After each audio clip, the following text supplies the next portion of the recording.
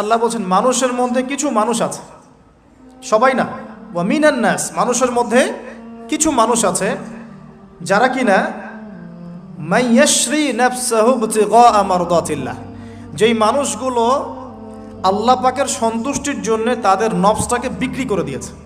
সুবহানাল্লাহ, চারটাখানি কথা না, কিন্তু মানুষের মধ্যে আল্লাহ কিন্তু সূরা বাকারায় বলেছেন শুরুর দিকে, মানুষের মধ্যে কিছু মানুষ আছে যারা মুমিন, কিছু মানুষ আছে যারা কাফের, কিছু মানুষ আছে যারা মুনাফিক, শুরুর দিকে পাবেন।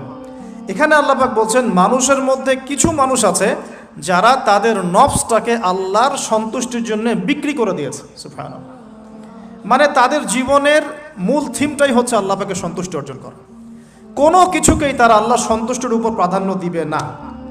যদি কোটি টাকার অফার আসে হারাম, সে সেটা রিজেক্ট করবে, আল্লাহ নারাজ হবে। একটা সুন্দরী মেয়ে যদি জেনার অফার করে, সে রিজেক্ট করবে, কারণ সে আল্লাহকে ভয় করে। সে আল্লাহ পাকের জমিনের উপরে গায়রুল্লাহ বা কুফফারদের, তাগুতদের কোনো লজ ইমপ্লিমেন্ট করতে পারবে না, কারণ সে আল্লাহকে ভয় করে।